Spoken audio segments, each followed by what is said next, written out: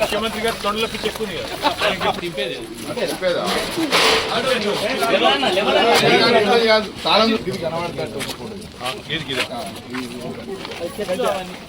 గడ్డి కాదమ్మా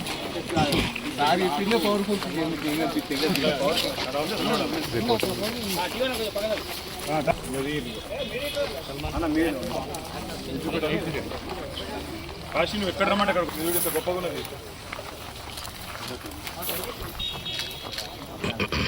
ఒక్కసారి వెనకలు చూడు ఎంత అధ్వానం.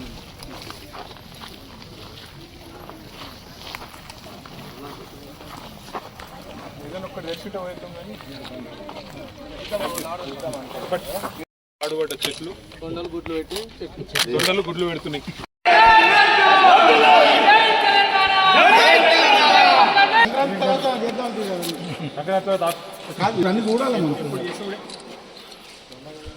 మొత్తం 1500 మంది కావచ్చు, అంటే 1050. సిరిసిల్లలో ఉన్నదే 2400 మంది.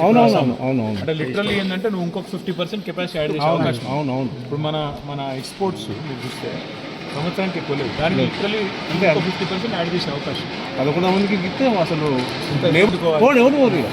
మంచి స్కీమ్ చాలా పెద్ద స్కీమ్. గోదాం వేరే ప్రైవేట్ వాళ్ళకి ఇండస్ట్రియల్ వేర్ హౌస్ కింద దీన్ని అమ్మేసే ఆలోచన. అవునవును. తెలంగాణ రాష్ట్రానికి తొలి ముఖ్యమంత్రిగా గౌరవనీయులు కేసీఆర్ గారు ఆనాడు కరీంనగర్ ఎంపీగా పనిచేసిన సమయంలోనే సిరిసిల్ల నేతన్నల దుస్థితిని, సిరిసిల్లలో ఇక్కడ వస్త్ర వ్యాపార పరిశ్రమలో ఉన్న సంక్షోభాన్ని గమనించి ఒకటే వారంలో 9 మంది నేతన్నలు చనిపోతే వారి మరణంతో, వారి ఆత్మహత్యలతో ఆనాడు మరి రాష్ట్ర ప్రభుత్వానికి కొంత సోయి రావాలి, సిరిసిల్లలోని వస్త్ర వ్యాపార పరిశ్రమని ప్రభుత్వం ఆదుకోవాలి అనే లక్ష్యంతో ఆనాడు పార్టీ వైపు నుంచి 50 లక్షల రూపాయలు 2005వ సంవత్సరం 6వ సంవత్సరంలో సిరిసిల్లలోని ఇక్కడ పద్మశాలి సమాజానికి అందజేసి వారిని ఆదుకునే ప్రయత్నం చేసిన నాయకుడు కేసీఆర్ గారు. ఆ రోజు కేసీఆర్ గారు ఇక్కడ సిరిసిల్లలో ఒక మాట చెప్పినారు, తెలంగాణ వచ్చేదాకా ధైర్యంగా ఉండండి, వచ్చిన తర్వాత నేను ఆదుకుంటాను మిమ్మల్ని, నేను కాపాడుకుంటాను మిమ్మల్ని అని చెప్పి వారు ఆ రోజే హామీ ఇవ్వడం జరిగింది. ఆయన మాట ఇచ్చిన తర్వాత రాష్ట్ర ముఖ్యమంత్రిగా బాధ్యతలు చేపట్టిన తర్వాత ఇచ్చిన మాట తప్పకుండా నిలబెట్టుకుంటూ వస్త్ర వ్యాపార పరిశ్రమను, ముఖ్యంగా సిరిసిల్లలోని నేత కార్మికులను కంటికి రెప్పలాగా కాపాడుకున్నది కేసీఆర్ గారి నాయకత్వం.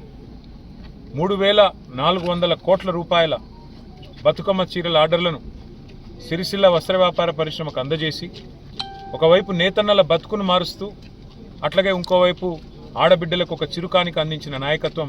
సంవత్సరానికి 1 కోటి మంది ఆడబిడ్డలకు బతుకమ్మ పండుగ సందర్భంగా చీరలు ఇచ్చిన నాయకత్వం కేసీఆర్ గారి నాయకత్వం.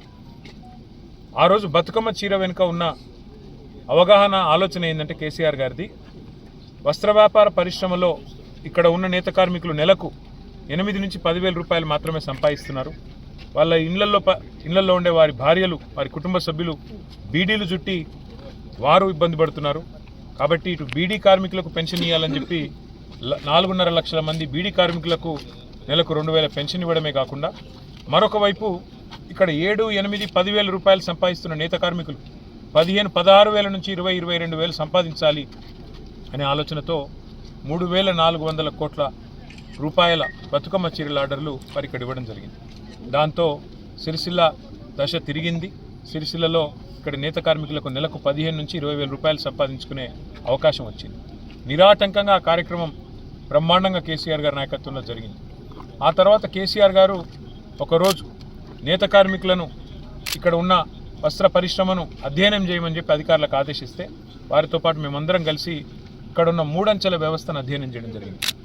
సిరిసిల్లలో ఇక్కడ పరిశ్రమలో 3 అంచెల్లో కార్మికులు ఇక్కడ పరిశ్రమ ఉంటుంది.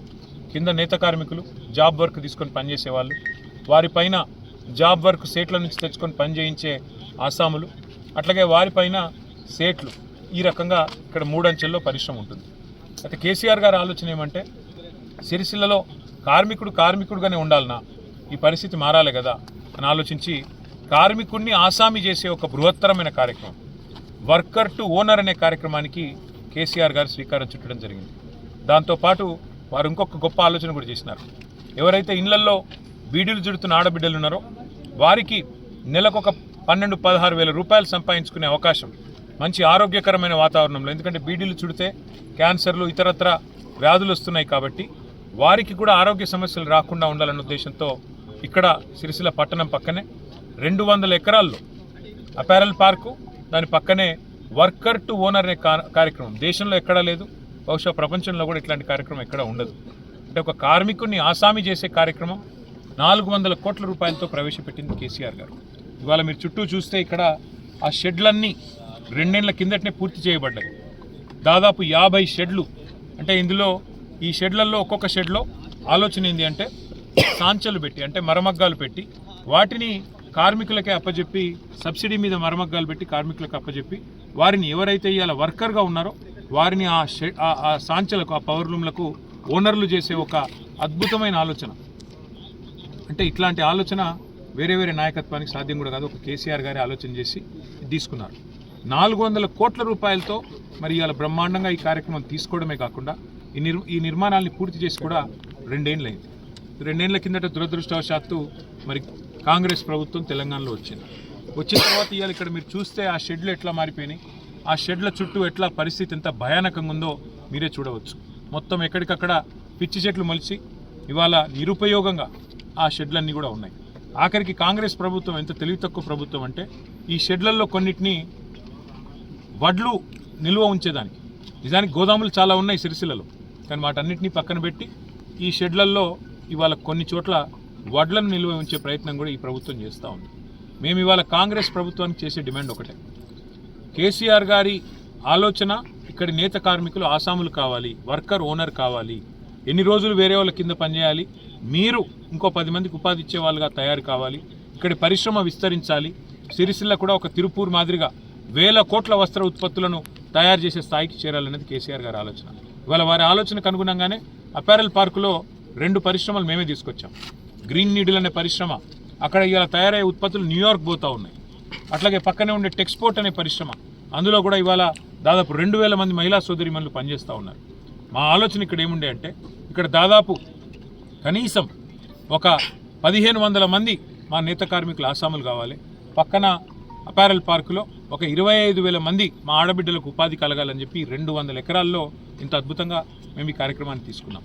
వాళ్ళ రాష్ట్ర ప్రభుత్వాన్ని నేను సిరిసిల్ల శాసనసభ్యుడిగా మరి నేను డిమాండ్ చేస్తూ ఉన్నా బీఆర్ఎస్ తరఫున, మీరు సంక్రాంతి లోపల ఈ వర్కర్ టు ఓనర్ అనే కార్యక్రమాన్ని వెంటనే, ఇప్పటికే 2 ఏళ్ళు తాత్సారం చేసిండ్రు, మీరు 2 ఏళ్ళు పూర్తి స్థాయిలో ఈ పథకాన్ని నిర్వీర్యం చేసే ప్రయత్నం చేసినారు.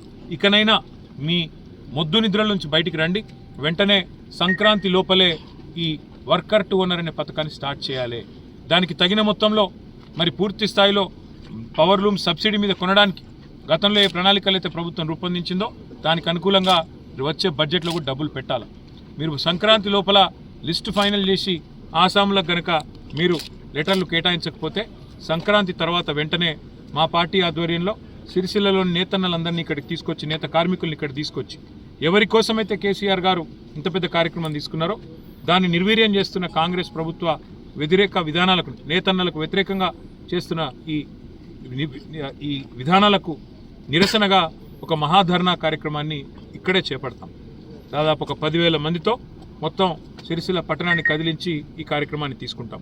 అపారల్ పార్క్ కూడా ఇవాళ కొత్త పరిశ్రమ ఒక్కటి కూడా రాలేదు 2 ఏళ్లలో. ఆనాడు కేసీఆర్ గారి ప్రభుత్వంలో మేము తీసుకొచ్చిన 2, ఒకటి గ్రీన్ నీడిల్, రెండోది టెక్స్పోర్ట్, ఇవి తప్ప ఒక్క పరిశ్రమ కూడా కొత్తగా తెచ్చిన తెలివి కూడా వీళ్ళకి లేదు.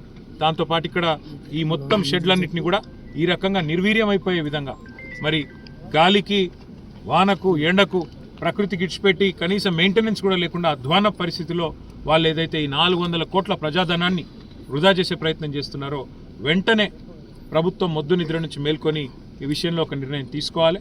వెంటనే ఆసాముల లిస్టు తయారు చేసి పారదర్శకంగా మొత్తం మేమేదైతే 1500 మందిని ఆసాములు చేయాలి కార్మికులు అనుకున్నామో ఆ విధంగా మరి ఇక్కడున్న సంఘాలతో మాట్లాడి పారదర్శకంగా లిస్ట్ తయారు చేయాలి. లేకపోతే సంక్రాంతి లోపల ఈ కార్యక్రమం పూర్తి చేయకపోతే పెద్ద ఎత్తున నిరసన కార్యక్రమం తీసుకుంటాం, ప్రభుత్వాన్ని వదిలిపెట్టాం. నేను శాసనసభలో కూడా ఈ అంశం మాట్లాడతాను, ప్రభుత్వాన్ని అడుగుతాను. కానీ ఇక్కడ ఉండే అధికారులు కూడా తక్షణమే స్పందించి కనీసం సాఫ్ సఫాయి కూడా చేస్తలేరు. ఇక్కడ చూస్తే మీరు ఇవాళ అసాంఘిక కార్యకలాపాలకు అడ్డగా మారిపోయే పరిస్థితి కనబడతా ఉన్నది.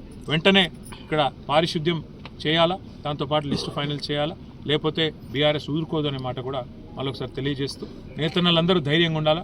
ఈ ప్రభుత్వం వచ్చినా కొన్ని ఇబ్బందులు ఉన్నాయి. మీకు సేట్లకు బిల్లులు వస్తలేవు, మీకు వర్క్ దొరకలేదు, చాలామంది మళ్ళీ షోలాపూర్ భివాండి పోయే పరిస్థితి వచ్చింది. ఇవన్నీ మేము గమనిస్తూ ఉన్నాం.